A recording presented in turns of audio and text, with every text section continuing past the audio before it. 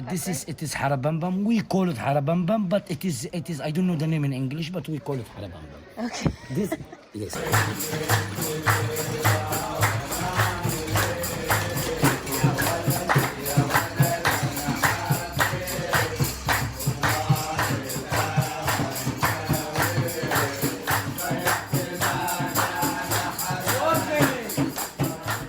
Hey, I'm Sandy Nassar, certified in holistic nutrition, personal training, and someone who has been deeply passionate about exploring the world from a very young age. There's always more to learn and pinnacle moments to be felt. While expanding my own knowledge and experiences around the world, documenting them only recently has been vital to my odyssey.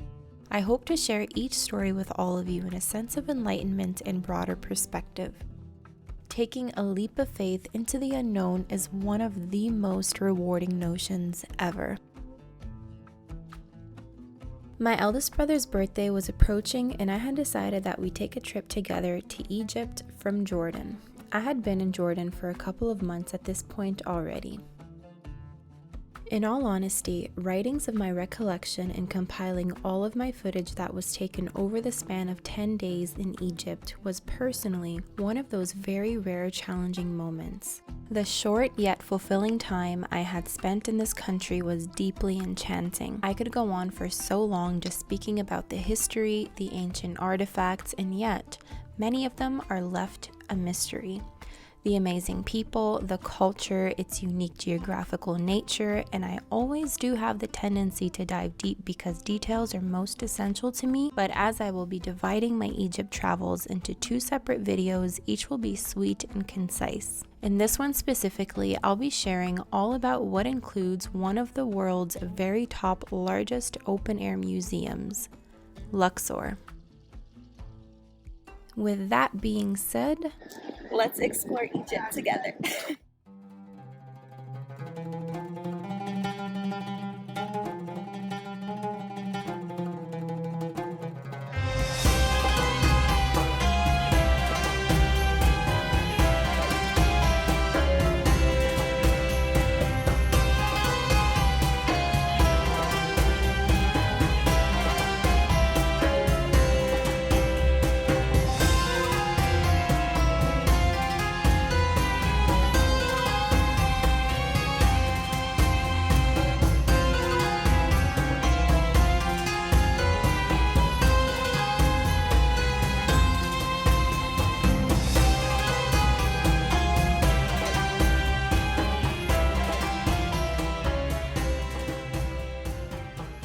So I've just landed safely, thankfully, here in Luxor in Egypt, and the weather is just so beautiful. I love the fresh breeze and the temperature is like perfect. وادي الملكات الواحد يعني لو بيحب مراته لازم يوديها وادي الملكات. ايوه عشان ما تزعلش.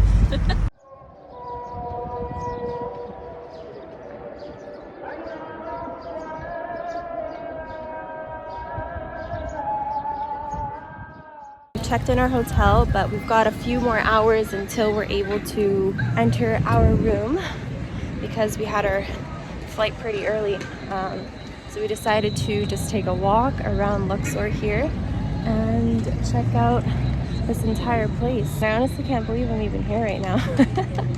In the goal to washing the white. If you have a white thing like this, when you put a little bit like this to make the white good look. But if you do it 1 spoon, it will be dull blue. Okay? So it's that pretty is much like indigo. bleach. Yes, for bleach and for clean. painting also. This is okay. mix for fish, only fish. Herbs for fish. Yes, this is Nubian curry. It is Bedouin curry. curry. This is a paprika. Paprika. So we just got served this drink. It's called karkadeh. And literally we're just sitting in this like abandoned home. And right across from us is the bazaar. Crazy. So we are here, day 2 in Luxor. We are just about to enter the Luxor temple. I made sure that I had booked my stay very close to it. It's literally like a 2-minute walk. And we're about to explore this entire temple and how incredible and ancient it is. Hopefully we'll learn a lot of historical facts about it. So let's go. يعطيك العافية. فينا ناخد 2 تيكت للمعبد؟ عرب. While here, I learned that historically, this city used to be the capital of northern Egypt and was called Thebes at the time. It was then later given the name Luxor, meaning the palaces, due to its long-standing number of temples and monuments. The temple's location makes it a very easy site to visit at almost any time of the day, as it is situated right in the heart of Luxor. Even when it is not open to visitors, the temple is visible during a stroll down the Nile Corniche or through the downtown of Luxor. This temple is one of the best preserved of all of the ancient monuments, with large amounts of structure and relief carvings still intact, making it one of the most impressive visits in the Luxor area in all of Egypt. One of the things that I loved most is that you're able to touch it, which is very unique compared to other museums around the world in which there's normally a large divide between you and the artifacts. Adding significantly to its allure is the juxtaposition that its setting provides. The temple itself was mainly built by the pharaohs Ramses II and Amenhotep III in the 14th century BC. Luxor Temple, along with the temple complex of Karnak, are the most famous temple complexes around Luxor, and they are both located on the east bank of the Nile. An avenue of sphinxes that runs 3 kilometers between them connects the two sites. So we've completed the Luxor Temple. It was absolutely stunning, and now we're on our way to Karnak Temple. So it's a 30-minute walk pretty much from Luxor Temple, further up north, and we're gonna check that out now.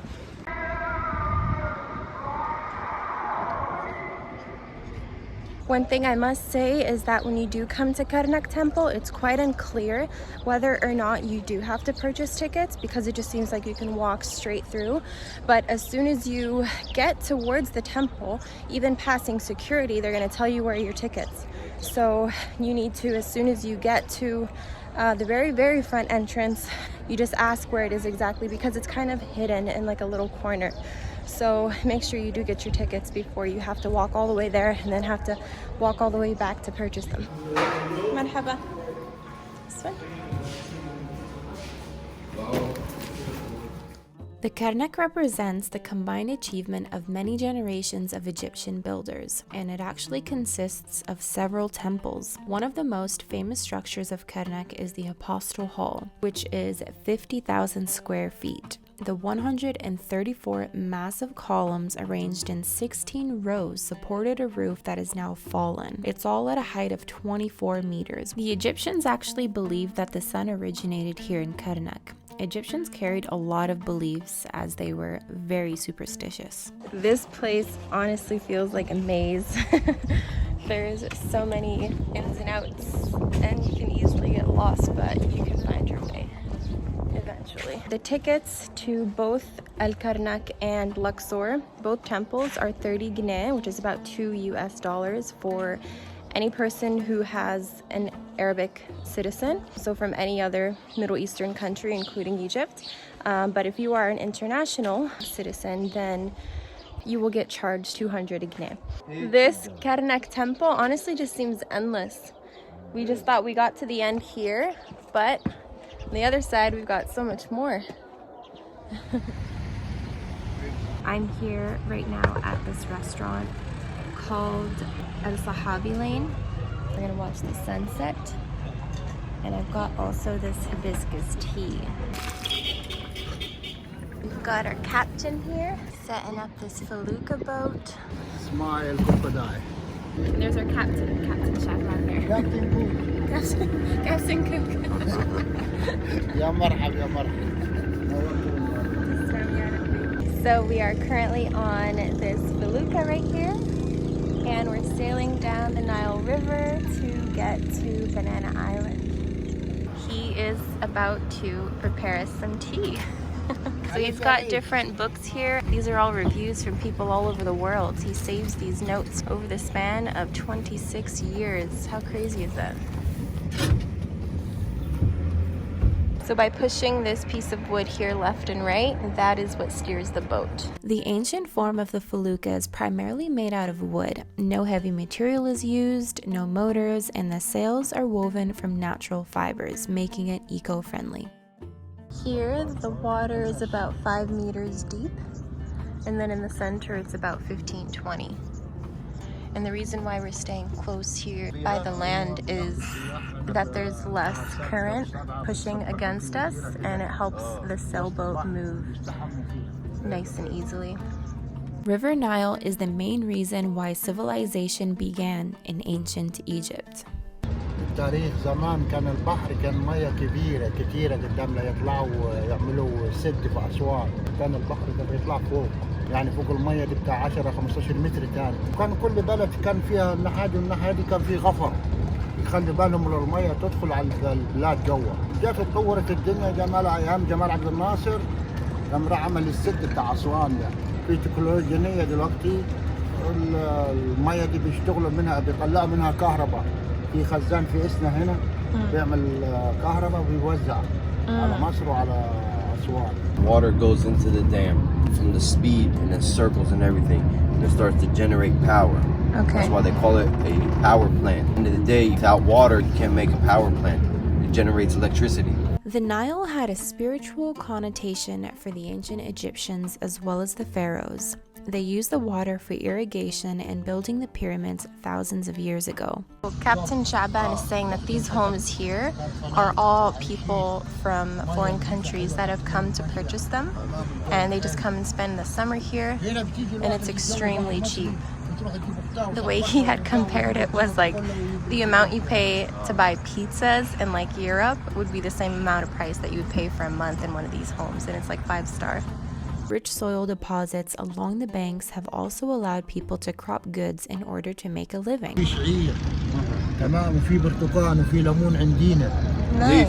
This river was and still is a lifeline that has brought salvation to the desert and played a significant role in Egypt's civilization.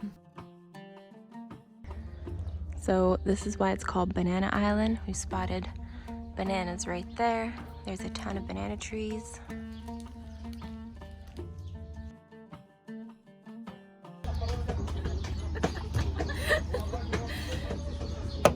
Those ladies are having a party back there.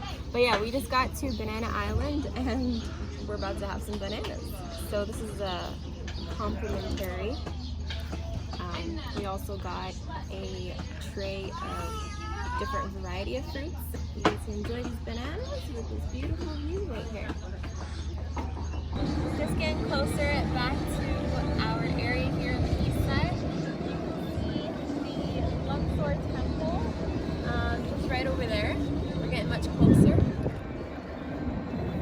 And yeah, it's a 2-hour boat ride to get to Banana Island. It's so beautiful. I much rather prefer this boat, the felucca, over a motorboat because it's much more calm and peaceful. And the wind, like the weather is so perfect too. It's a great day for it, honestly. Very, very blessed.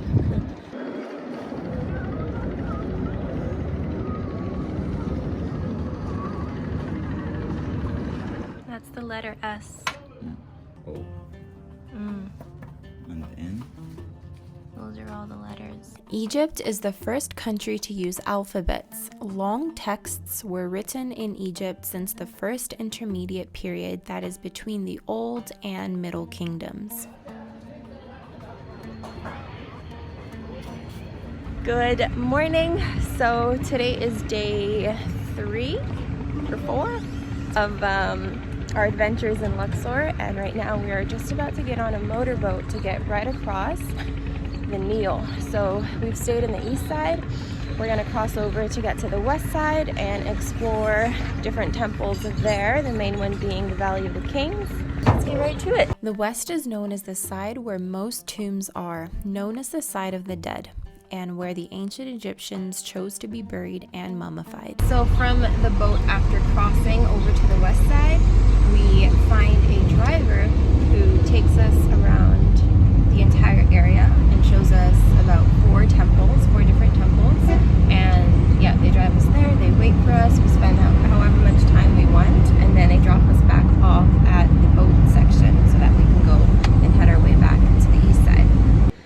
just approaching the Hatshepsut. Queen Hatshepsut was the Egyptian queen of the 18th dynasty and was the first female ruler of ancient Egypt. And this is the area where she was mummified.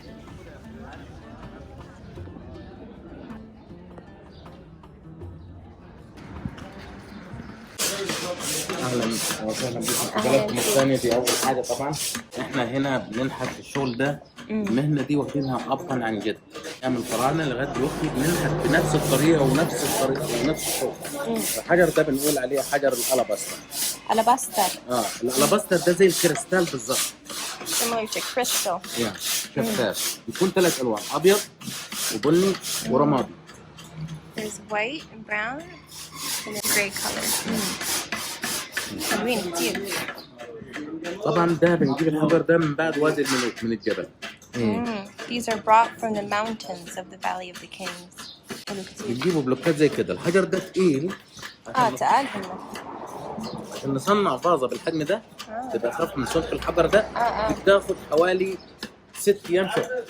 6 أيام شغل. This takes 6 days to make. It's not that heavy, this one. It's perfectly made. MashaAllah. Once more. Very good. That's translucent. دي نفس الخامة ألاباستر بس ده شغل المكن. Oh wow, this one's very heavy. This one's made by machine. Of course. This one's made by hand. That's right. Oh, okay. That's we carving exactly same way of the ancient Egyptian time. That's the fast way of life. Fast way. That's why we're calling faster. So what we do to becoming very light, what we do? First step, for this artist start by the hammer, start to cut the piece to make the shape. We make a lovely great vases, we make a statues, we make a different figures. The natural color, it's gray, and then we paint it with black. After this we use the pencil drawing, and then we start with the chisels. After this we use the hammer to carve. To carve. This artist here, we call him a crazy Picasso. Crazy Picasso? Picasso. Yeah. Picasso working in the limestone. Limestone. Yeah, what he do? First step, he use the saw to be honest to cut the piece, and then he use the hammer to make the shape. After this, he use the pen and the star to draw. Yep. And then he use the chisel to carve. But when he carve, he have to put water to be easy carve and don't make any mistake. Start filing. They keep file for a long time, and then they get piece of sandstone and start smoothing. To make it smooth. Sandstone in the ancient Egyptian time, the queens use it to smooth the feet with it. To smooth the feet with it. Okay, yeah. In the end, we put the vases in the oven, half an hour for 180 degrees hot, and then we cover it by wax. We wax it. Why this? First thing you can see the nature color of the stone. Yeah. The second thing it will be waterproof. I hope you understand our English. Yeah, no, it's really good. Now we go inside. I see Luxor. Thank you for listening. Thank you. Thank you. Marhaba. Assalamu alaikum.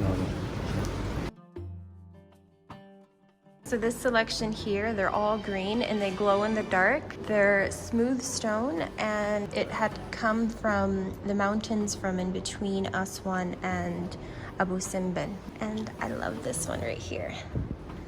I think I'm gonna have to take this guy home with me. It's also very light too, and that's what I like about it. So it's good to take to travel. We've just arrived, stop number 2, which is the Valley of the Kings.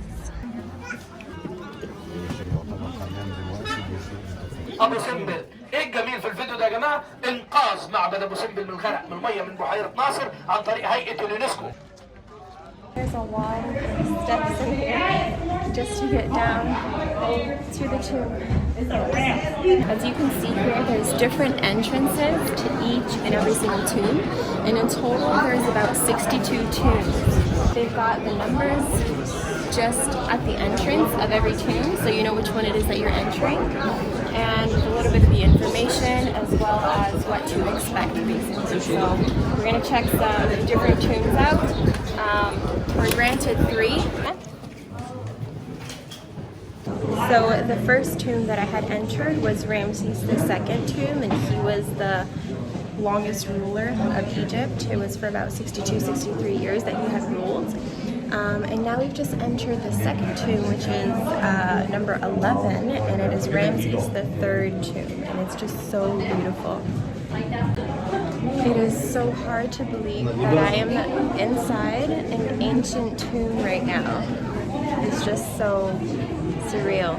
This is like the main tomb that I highly recommend everybody comes to visit. Ramses II tomb was very, very small. This one, Ramses III tomb, is very big, like very big. And it's all underground. There's so many people.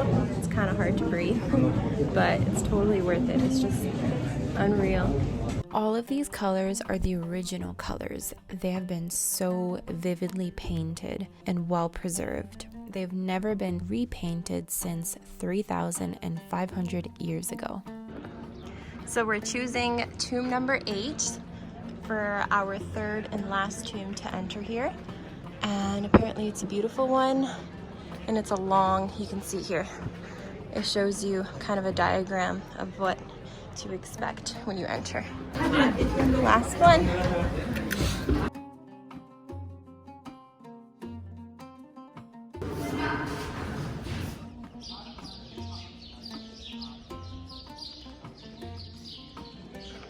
So these workers here just basically restore all of the carvings. They clean them out from all the dust and the dirt, but they do not change anything else within the original carvings.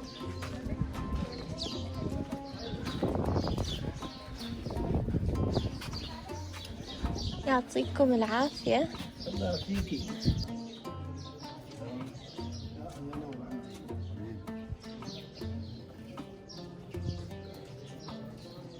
It is extremely well preserved.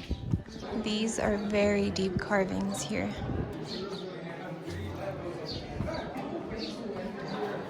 On our way back, we made sure to make a stop at Colossi of Memnon, representing Pharaoh Amenhotep III.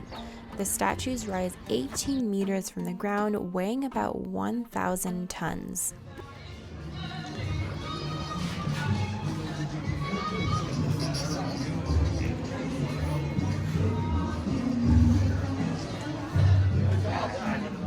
Thank you all for watching. I hope that you found this video very helpful and you had enjoyed it. Don't forget to like and subscribe down below, and I will see you in the next one.